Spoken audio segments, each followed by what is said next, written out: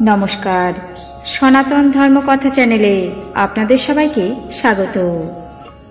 আজ বৈশাখ মাসের ২৬ তারিখ শনিবার, শুক্লপক্ষের ত্রয়োদশী তিথি। মহাভারতের আদি পর্বের ৮৯তম অধ্যায়ে যজাতির আত্মকথা পর্ব শুরু করব। নারায়ণং নমস্কৃত্য নরং চৈব নরোত্তমং দেবীং সরস্বতীং ব্যাসাং ততো জয়মুদীরয়ে। সাধুদের কথার উত্তরে যজাতি বললেন, আমি রাজা নহুষের পুত্র এবং পুরুর পিতা, নাম যজাতি। আমি দেবরাজ ইন্দ্রের সামনে নিজের প্রশংসা করেছিলাম বলে সমস্ত পুণ্য ক্ষয় করে দেবলোক থেকে পৃথিবীতে পতিত হচ্ছি। আমি আপনাদের থেকে অধিক বয়স্ক, এই জন্য অভিবাদন করিনি, কারণ যিনি বিদ্যা, তপস্যা এবং জন্ম দ্বারা প্রধান হয়ে থাকেন তিনি পূজনীয় হন। ঋষি অষ্টক বললেন, মহারাজ, তুমি বলছো যে যিনি বয়োজ্যেষ্ঠ তিনি সকলের প্রধান এবং পূজ্য, কিন্তু আসলে তা নয়।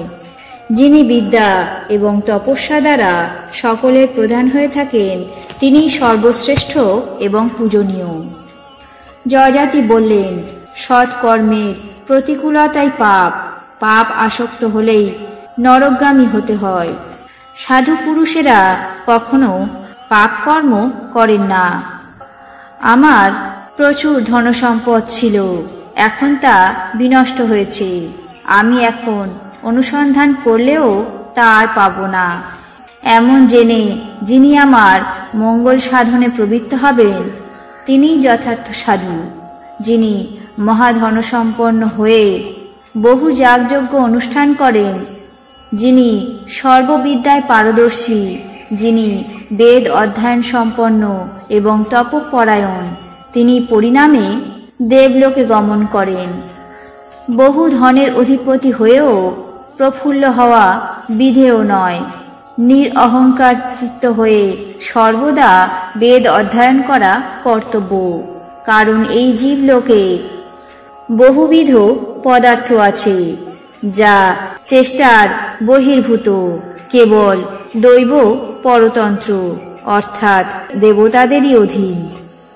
অতএব ধীর ব্যক্তি দৈবকে বলবান জেনে নিজের প্রাপ্ত সেই বস্তু কখনো নষ্ট করেন না।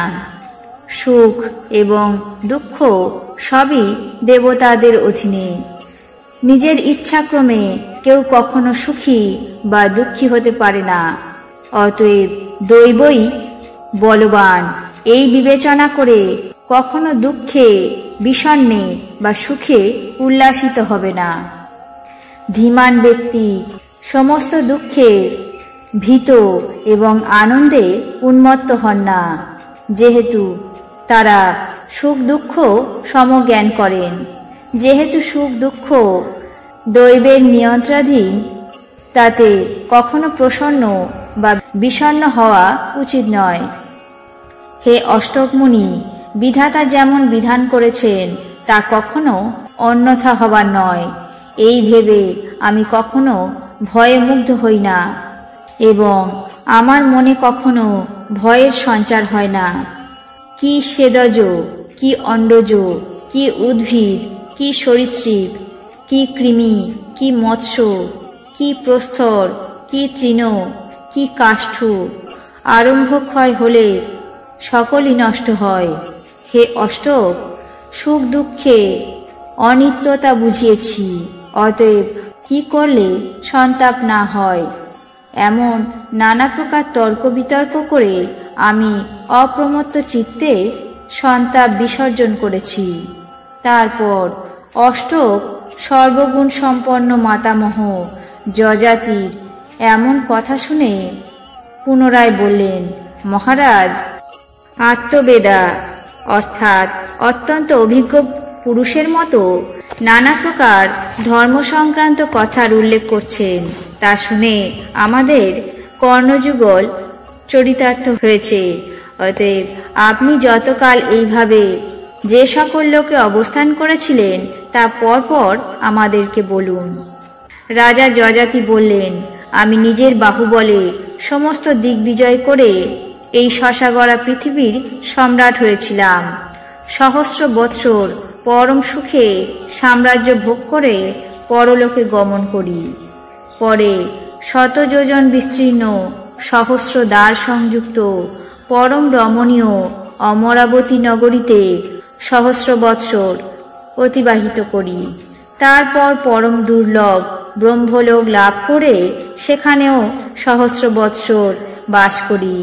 তারপর দেবদেব মহাদেবের বাসভূমি কৈলাস ভূমিতে বিহার করে দেবগণ এবং ঈশ্বরগণের দ্বারা সৎকৃত হয়ে কিছুকাল সেখানে যাপন করি।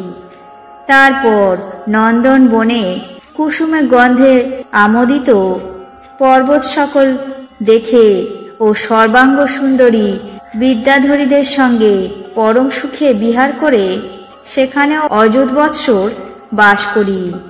দেবলোকের মতো সুখে আসক্ত হয়ে সেখানে দীর্ঘকাল বাস করার সময় এক ঘোররূপী দেবদূত আমার কাছে এসে প্লুত স্বরে 3 বার বলল, তুমি সুখভ্রষ্ট হও, তুমি সুখভ্রষ্ট হও, তুমি সুখভ্রষ্ট হও। তারপর সম্প্রতি আমি সমস্ত পুণ্য ক্ষয় করে নন্দনবন থেকে ভ্রষ্ট হচ্ছি এবং দেবগণ অন্তরিক্ষে আমার জন্য অত্যন্ত করুণ স্বরে ক্রন্দন করছে, তাও আমি শুনতে পাচ্ছি। আমি এছাড়া আর কিছুই জানি না। আমি তাদের, হা পূর্ণকীর্তে যযাতি, তুমি পুণ্য ক্ষয় করে স্বর্গ থেকে ভ্রষ্ট হচ্ছ, এমন বিলাপ শুনে বললাম, হে দেবগণ, আমি যাতে সাধুর সামনে গিয়ে পতিত হই এমন কোনো উপায় বিধান করুন। তখন তারা আমাকে আপনাদের যজ্ঞভূমিতে যেতে বললেন। আমি তাদের কথা অনুসরণ করে যজ্ঞভূমির অনুমান করে দ্রুত আসছি।